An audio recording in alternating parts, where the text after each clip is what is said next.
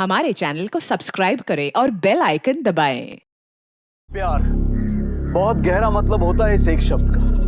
ये इंसान के जीने की सबसे बड़ी जरूरत होता है। हर इंसानी रिश्ता, चाहे वो माँ का अपने बच्चे से हो, भाई का बहन से, या फिर दोस्ती का ही क्यों ना हो, इसी प्यार की डोर से बंधा होता है। लेकिन जब यही प्यार एक जवान लड़के और लड़की के बीच में होता है तो समाज का उसे देखने का नजरिया बदल जाता है। उनके परिवार के लोगों से लेकर अनजान लोग तक, जिनका इन प्यार करने वालों से कोई सीधा संबंध तक नहीं होता, वो भी उनके दुश्मन बन जाते हैं। अहमदाबाद जैसे बड़े शहर में एक जवान लड़के की लाश मिली थी जिसकी हत्या की गई थी। उसकी अपनी पहचान अब तक पुलिस के सामने नहीं आई थी, लेकिन उसके हाथ पर एक लड़की का नाम गुदा हुआ था जिससे वो शायद प्यार करता था। लेकिन ये लड़की जिसका नाम अन्नू था, वो खुद अपने घर से गायब थी और उसके घर वालों का कहना था कि ना तो वो उस लड़के को पहचानते हैं और ना ही उन्हें अन्नू और उस लड़के के बीच में किसी भी तरह के संबंध की कोई जानकारी है। बहुत से सवालों के जवाब पुलिस को ढूंढने थे, लेकिन इस वक्त जो दो अहम सवाल थे वो ये कि क्या अन्नू के गायब होने में और इस लड़के की हत्या में कोई संबंध था, और ये लड़की अन्नू वो इस वक्त कहाँ थी। और इन दो सबसे अहम सवालों के जवाब जुड़े थे उस लड़के की पहचान से जिसकी लाश पुलिस को बरामद हुई थी। आखिर कौन था ये लड़का, क्या थी उसकी पहचान और क्या था उसका नाम। सर, अन्नू के कॉल रिकॉर्ड से पता चला है कि वो एक नंबर से बहुत ज़्यादा बात करती थी। वो नंबर उसी लड़के का है जिसका मर्डर हुआ है। नाम नीलेश परमार। ये नीलेश परमार की आईडी है जो हमने मोबाइल कंपनी से निकलवाई। इस पर का फोटो और ये डेड बॉडी दोनों मैच करती है। और सर, इन दोनों के नंबर्स 15 मार्च शाम 7 बजे से स्विच ऑफ है।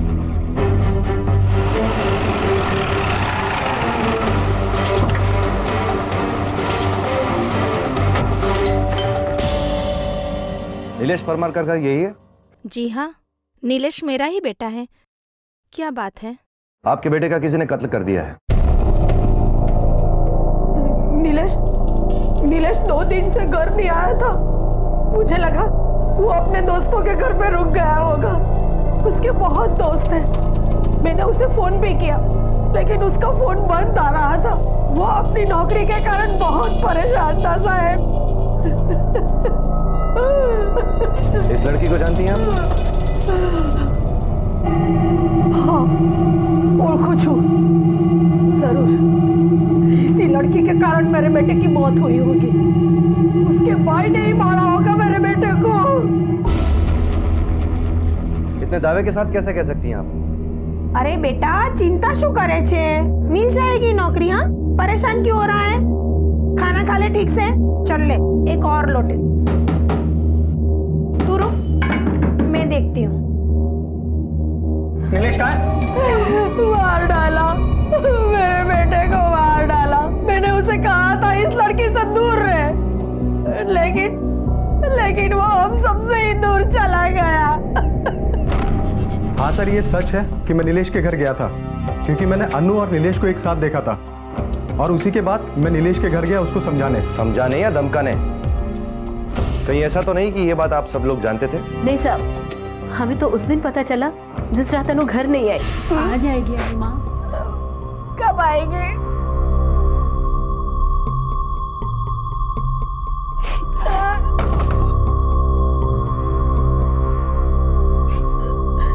क्या हुआ? अनु अभी तक घर पर वापस नहीं आई है। रमन भाई गए थे देखने दुकान पर उसे, लेकिन वो निकल चुकी थी वहां से। मैंने दीपक को भेजा अभी। अनु का कुछ पता चला? कहीं नहीं मिली और मिलेगी भी नहीं। वो मिलेगी नहीं मतलब? क्यों नहीं मिलेगी? क्योंकि वो उस लड़के नीलेश के साथ भाग चुकी है। क्या हुआ? रमन भाई, अनु अभी तक घर नहीं आई। काई खबर नहीं, क्या चली गई है। हो सकता है किसी सहेली के घर गई हो या किसी प्रॉब्लम में हो। अरे काका, अगर ऐसी कोई बात है तो उसका फोन क्यों बंद जा रहा है? अरे फोन बंद का मतलब ये तो नहीं है कि वो चली गई किसी के साथ या भाग गई। दीपक आओ मेरे साथ, हम देखते हैं। अगर यही बात है तो हमसे क्यों छुपाई? छुपाते नहीं तो क्या करते? लड़की का मामला है, आस पड़ोस और बिरादरी में हमारी तो नाक कट जाती। कहीं ऐसा तो नहीं कि आपने अपनी इज्जत बचाने के लिए नीलेश को मारकर लड़की को कहीं छुपा दिया? अगर मारना होता ना तो दोनों को मार देते। पता नहीं किस साल में होगी मेरी बेटी। अन्नू के घर वालों के रवैये से साफ दिखाई दे रहा था कि उसकी मां को छोड़कर किसी को भी ना तो उसके गायब होने का दुख था और ना ही उसे ढूंढने की फिक्र। एक सामान्य परिवार का अपनी ही बेटी को लेकर इस तरह का रवैया रखना बहुत असामान्य था। तो क्या अन्नू का परिवार पुलिस से कुछ छिपा रहा था? पुलिस को भी शायद इस बात का एहसास हो चुका था, इसलिए अन्नू की गुमशुदगी को लेकर उनका पहला शक उसके परिवार पर ही था। और ये कोई गलत और बेवजह नहीं था, क्योंकि परिवार के सम्मान को लेकर प्रेमियों की हत्याएं कोई नई बात नहीं। कौन हो सकता था वो जिसे नीलेश और अन्नू से इस हद तक नफरत थी कि उसने नीलेश की जान ले ली? और अन्नू कहाँ? क्या वो जिंदा थी या उसकी भी नीलेश की तरह हत्या हो चुकी थी? सर,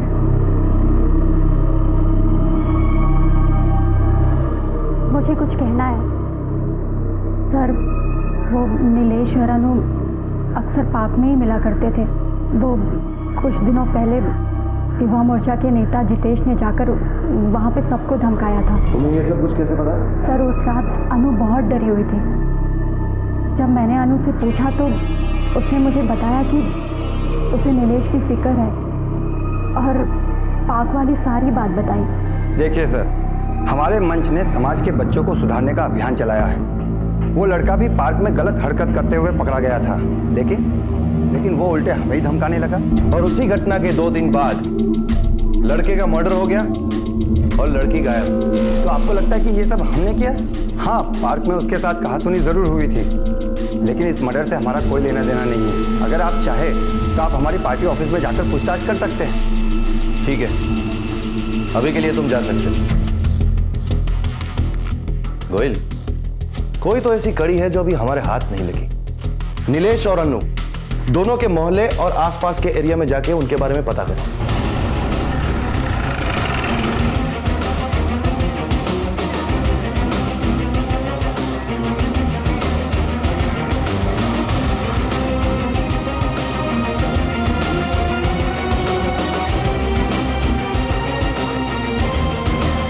हाँ सर, ये तो नीलेश है। यहाँ पास में ही रहता है। दिन भर आवारा अतुल के साथ घूमता रहता है, लेकिन आजकल इन दोनों के बीच में है ना, बातचीत बंद है सर। क्यों? किसी लड़की की वजह से झगड़ा हुआ है सर। ये अतुल कहाँ रहता है, तुम जानते हो? जी सर। हाँ तो बोल अतुल, तूने नीलेश को क्यों मारा? सर, मैं क्यों मारूंगा उसे? वो तो मेरा दोस्त था। तो उसके साथ बातचीत बंद क्यों हो गई तेरी? सर, लड़की की वजह से। झगड़ा क्यों हुआ था? सर, अन्नू मुझे फेसबुक पे मिली थी और जब मुझे लगा दोस्ती अच्छी हो गई तो मैंने उसे कॉफी शॉप में मिलने के लिए बुलाया। भाई आज तेरा भाई बहुत खुश है, बहुत मुश्किल से सेट हुई है। 2 हफ्ते से लगा पड़ा था, अब जाके डेट के लिए रेडी हुई है। अपना काम बनता, पहाड़ में जाया जानता, तो फिर कोई दूसरी हो। और वैसे भी फेसबुक जिंदाबाद। अबे वो चल चल चल चल, वो आ गई।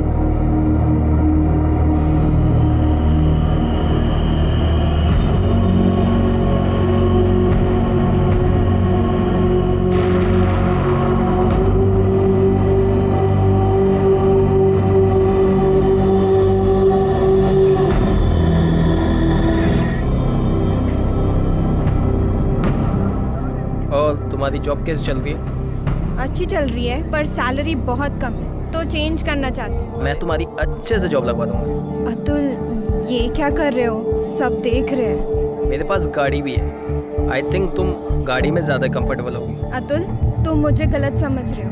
बदला लेने के लिए तूने नीलेश को मार डाला और लड़की को गायब कर दिया। नहीं सर, मैंने नहीं मारा उसे। सबने सुना है, तूने उसे धमकी दी थी। हाँ सर, मैंने उसे धमकी दी थी, लेकिन इसलिए क्यों मेरे एरिया में आके मुझे ही मार के चला गया। पर प्लीज सर, आप मेरी बात को समझो तो मैंने उसे नहीं मारा सर। सर, हमारे आदमी अतुल पर नजर बनाए हुए हैं, लेकिन उसके साइड से कोई भी सस्पिशियस एक्टिविटी नजर नहीं आ रही। सर, मुझे नहीं लगता कि अतुल इस मर्डर में इन्वॉल्व। तो एक काम करो, शाह गिफ्ट शॉप की सीसीटीवी फुटेज निकालो। हो सकता है उसी में से कुछ सुराग मिल जाए। ये हो सकता था कि नीलेश के हाथों हुई अपनी बेइज्जती का बदला लेने के लिए अतुल ने इस जुर्म को अंजाम दिया हो।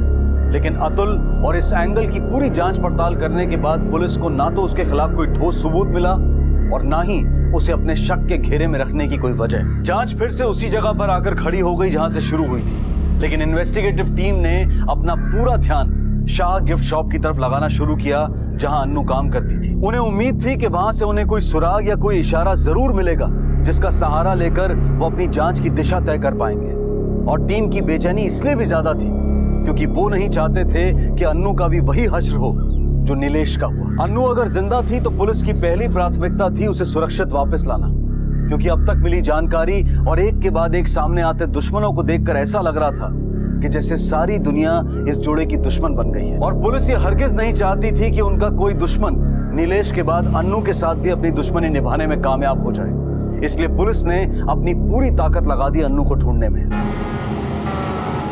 सर, अन्नू अपने चाचा रमन के साथ स्टोर आती जाती थी। वो रोज सुबह 10:30 बजे स्टोर पहुंचती और शाम को 8 बजे वहाँ से निकलती। सर ये देखिए, तो 9 से 11 मार्च के बीच वो स्टोर आई तो अपने चाचा रमन के साथ, लेकिन गई अकेले।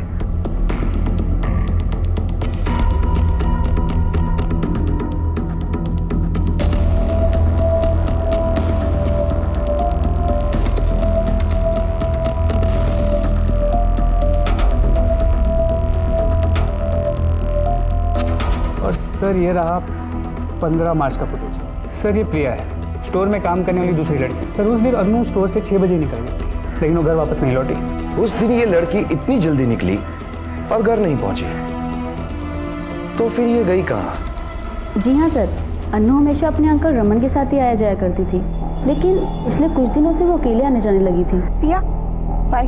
सुनना, हाँ तू ऐसे कहाँ जा रही है? तेरे अंकल आने वाले होंगे ना तुझे लेने के लिए, तू तो उन्हीं के साथ आती जाती है, तो फिर कोई प्रॉब्लम है? नहीं यार, कोई प्रॉब्लम नहीं है। एक्चुअली मुझे अंकल के लिए आधा घंटा वेट करना पड़ता है और उनको भी मेरे लिए अपना काम छोड़ के आना पड़ता है। वैसे भी मैं कोई बच्ची थोड़ी हूँ, अकेले जा सकती हूँ। पक्का ना? तू भी ना? चल बाय। ठीक, बाय। इसके अलावा तुम्हें कभी कुछ लगा कि और भी कोई वजह हो सकती है? नहीं सर, अगर ऐसा कुछ होगा तो रमन अंकल जानते होंगे। जैसा कि आप कह रहे थे कि अन्नू रोज आपके साथ आया जाया करती थी, तो फिर उसने आपके साथ आना जाना बंद क्यों कर दिया? सर पता नहीं, यही बात तो मैंने भी उससे पूछी थी। तो आजकल अकेली को चली आती शाम को दुकान से। जवाब क्यों नहीं देती है? क्यों आती तू अकेली? क्योंकि मुझे काका के लिए बहुत देर तक रुकना पड़ता है, और वैसे भी अगर मैं अकेली आ गई तो कोई खा जाएगा क्या मुझे? अब तो सब पता चल ही गया सर, उस दिनेश की वजह से ही वो अकेली आने जाने लगी थी। ठीक है, आप जा सकते हैं। जी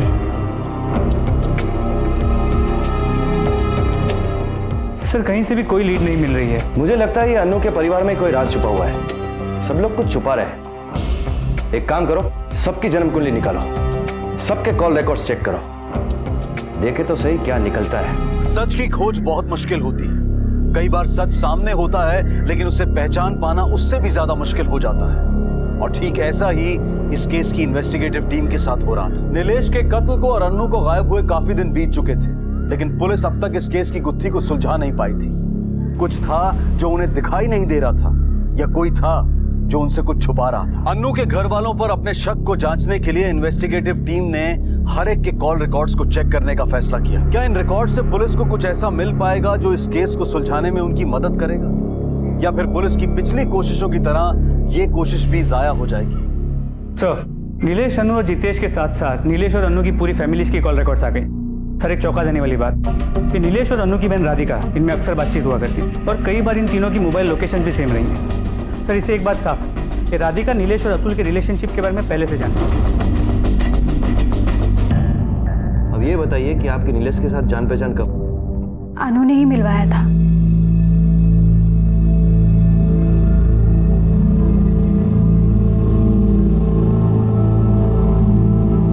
लेकिन सर, मैंने महसूस किया था नीलेश मेरे साथ ज्यादा वक्त बिताने लगा था।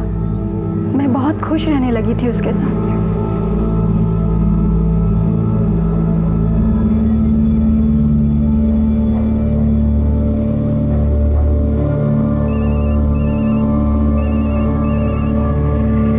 उसकी बातें अच्छी लगने लगी थी।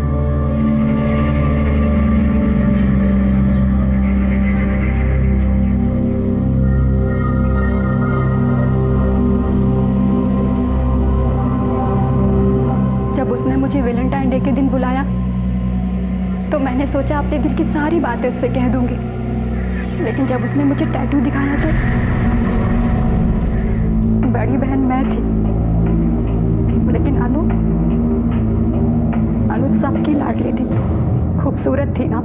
बचपन से लेकर आज तक सारी चीजें उसके लिए छोड़ते आई थी, लेकिन जब नीलेश मेरी जिंदगी में आया तो मैंने तो अपनी एक अलग सी दुनिया बना ली थी। बहुत खुश रहने लगी थी सर मैं। जिस दिन मुझे नीलेश और अनु के बारे में पता चला, ऐसा लगा कि अनु ने अपनी खूबसूरती से नीलेश को भी मुझसे छीन लिया। उसी दिन मैंने ठान लिया था कि नीलेश और अनु को मैं कभी एक नहीं होने दूंगी। इसीलिए तुमने नीलेश को मरवा दिया? नहीं सर, मैं नीलेश से प्यार करती थी। भला मैं उसे कैसे मरवा सकती हूँ? सर, मैं जानती थी कि मेरे घर वाले इस रिश्ते को कभी मंजूरी नहीं देंगे, इसीलिए मैंने उन दोनों के बारे में दीपक भाई को बताया। लेकिन सर, मैं सच कह रही हूँ, मेरा यकीन कीजिए, नीलेश के खून से या अनु के गायब होने में मेरा कोई हाथ नहीं है, कोई लेना देना नहीं है सर। ठीक है, आप कहते हैं तो हम मान लेते। आपकी एक तरफा मोहब्बत का पता चली गया है तो बाकी का भी हम ढूंढ ही लेंगे। इस केस में पुलिस के शक के दायरे में हर वो इंसान था जो किसी भी तरह से अन्नू या नीलेश से जुड़ा हुआ था, लेकिन एक भी सबूत नहीं था जो उनके शक को यकीन में बदल सके। इस केस की गुत्थी सुलझने की बजाय और उलझती जा रही थी। अन्नू की मां का रो रो कर बुरा हाल था और वहीं गुजरते हुए हर पल के साथ अन्नू की जान पर खतरा बढ़ता जा रहा था। इस बात का अंदाजा पुलिस को भी था, इसलिए अपनी तरफ से अन्नू तक पहुंचने की वो हर संभव कोशिश कर रहे थे, लेकिन अब तक कामयाबी की झलक भी दिखाई नहीं दी थी। क्या पुलिस टीम की मेहनत रंग लाएगी? क्या अन्नू की जान बच पाएगी? या फिर वो छुपा हुआ दुश्मन उसका भी वही हाल करने में कामयाब हो जाएगा जैसा उसने नीलेश के साथ किया था? सर, रतन राठौर, हिस्ट्री शीटर, गुजरात और राजस्थान के बॉर्डर के आसपास का रहने वाला है। फोरेंसिक डिपार्टमेंट के हिसाब से जिस तरह नीलेश का गला काटा गया था और इसके मर्डर करने की स्टाइल मैच करती थी, और इसने इसी तरह से 4 मर्डर किए, जिनमें से आखिरी 2 उसने गुजरात के 2 टूरिस्ट के किए थे जो राजस्थान घूमने गए थे। और सर, सबसे बड़ी बात, ये फिलहाल जेल में नहीं है, पैरोल पे बाहर है। गोयल, अभी क्या अभी राजस्थान पुलिस को कांटेक्ट करो और इसके बारे में पता करने को कहो। फास्ट।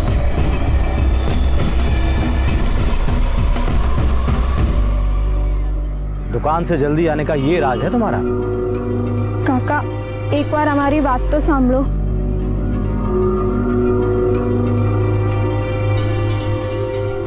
अनु, मुझे लगता नहीं है कि मोटा भाई इस रिश्ते के लिए मानेंगे। तो जानती हो कि वो जात बिरादरी को बहुत मानते हैं। काका, हम बालिग, कानून हमारे साथ है, कोई हमारा कुछ नहीं बिगाड़ सकता। शाबाशी दिख रहा, बस मैं ये जानना चाहता था कि कहीं तुम पीछे तो नहीं हट जाओगे। वो मैं हरगिज नहीं होने दूंगा, जान बचती है मेरी से। अब तुम दोनों की शादी मैं करवाऊँ, लेकिन इससे पहले किसी दूसरे शहर में तुम्हारी नौकरी का बंदोबस्त कर दूँ, फिर वहाँ भाग के शादी कर लेना और सेट हो जाना। लेकिन एक शर्त है मेरी, इस दौरान तुम दोनों मिलोगे नहीं एक दूसरे से, वरना मैं कुछ नहीं कर पाऊँ। जी।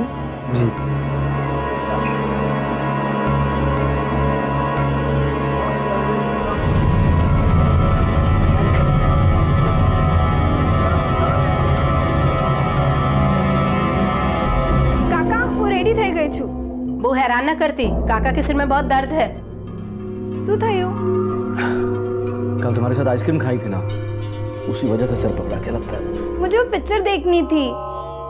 ठीक है, मैं बाम लगा देती हूँ, फिर हम पिक्चर देखने जाते हैं। हाँ हाँ, लगा भी दे।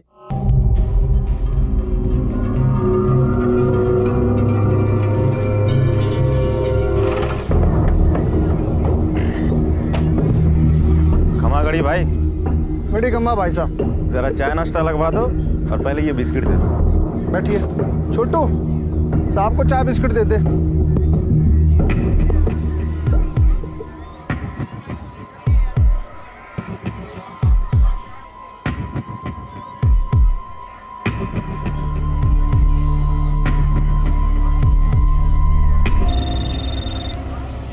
हेलो, हुक्म राणा बोलो, राजस्थान पुलिस। हाँ राणा बोलो। रतन के बारे में कुछ पता चला? इन्फॉर्मेशन के मुताबिक अभी अभी रतन को छोटे से ढाबे पे देखा गया है। हम लोग उसी तरफ जा रहे हैं। ए, क्या चाय दी? बात तो है ना? चल, तो स्वाद हम चखा दे। पकड़ा।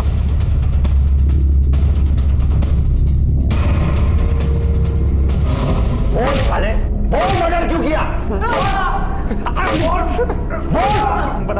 बताता हूँ। बोल नीलेश का मर्डर क्यों किया? बोल। साहब, हमें सुपारी मिली थी। किसने दी थी सुपारी? बोल। महेंद्र लाया था सुपारी। कौन महेंद्र? वो मेरे गांव का है, वो भी हमारे साथ छोटे मोटे कामों में शामिल रहता है। वही लाया था उन दोनों को। काका, अब हम किसका इंतजार कर रहे हैं? वही लोग आ रहे हैं जो हमें राजस्थान ले जाने वाले हैं। वहाँ मैंने तुम्हारे लिए नौकरी की बात की है, अच्छी नौकरी है, तुम दोनों खुश रहोगे। पर काका, हम तो 6 बजे से रुके हुए, हम कल सुबह नहीं जा सकते, अभी इतनी रात। अरे नहीं नहीं, सुबह में कोई देख लेता, रात को हम सेफ है। अरे आ गए, आ जाओ आ जाओ।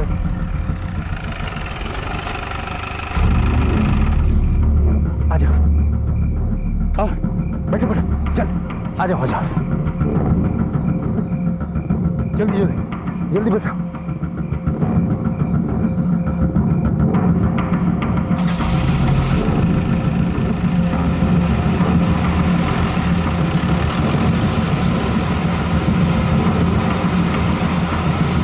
साहब, महेंद्र उस लड़की को लेकर कहाँ गया, उसके साथ क्या किया, मैं कुछ नहीं जानता। कहाँ मिलेगा महेंद्र?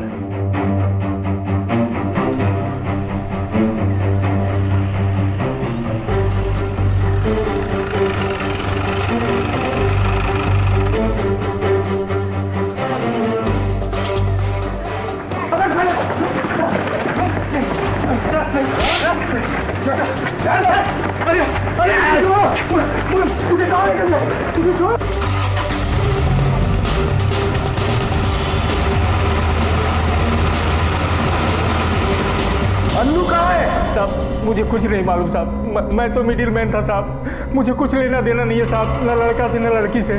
मुझे ना लड़की के चाचा रमन ने मुझे पैसे दिए थे साहब ये सब करने के लिए, और उन्होंने ही मुझे नीलेश और अनु से मिलवाया था। मैं नीलेश को नौकरी का बहाना देकर दोनों को गाड़ी के पास लाया था।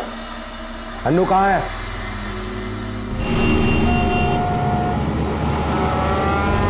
आगे राइट सर। ये साहब, ये उसका घर।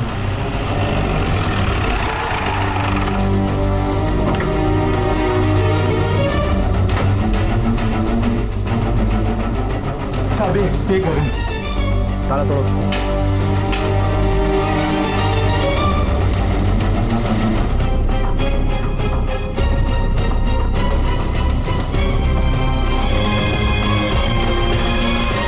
एम्बुलेंस बुलाओ। जी सर।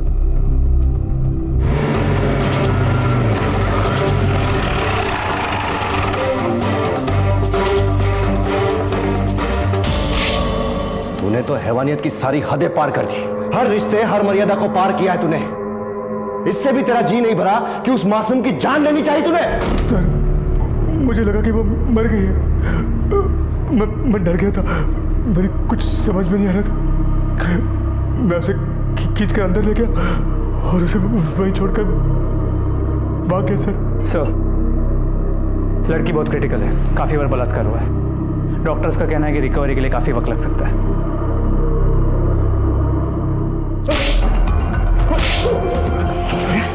तुम जैसे लोगों की वजह से लड़कियां अपने ही घर में सुरक्षित नहीं है। जी तो करता है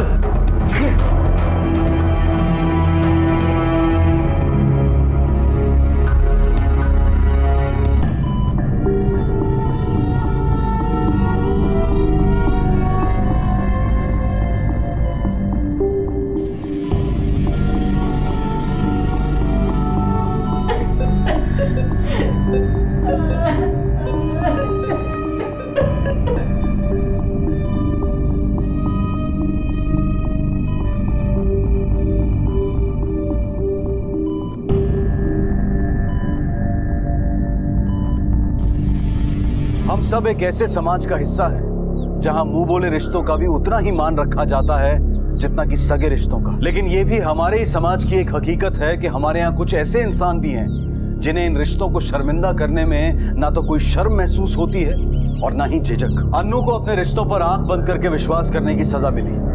रमन ने उसके इसी विश्वास का गलत फायदा उठाया। विश्वास हमारे रिश्तों और जीवन दोनों का आधार होता है, लेकिन अगर यही विश्वास आंख और समझ के दरवाजे बंद करके किया जाए तो ये हमारे जीवन के लिए खतरा भी बन सकता है। अपनी आंखें खुली रखें, अपनी समझ का इस्तेमाल करें और सुरक्षित रहें। इसी विचार के साथ मैं अनूप सोनी आपसे विदा लेता हूं। फिर मुलाकात होगी अगले एपिसोड में एक और चौंका देने वाले केस के साथ। तब तक अपना और अपने परिवार का ख्याल रखें और देखते रहें क्राइम पेट्रोल डायल 100। सबक एक को सीख हम सबको। जय Hind. For more updates, subscribe to our channel, click the show links and enjoy watching the videos.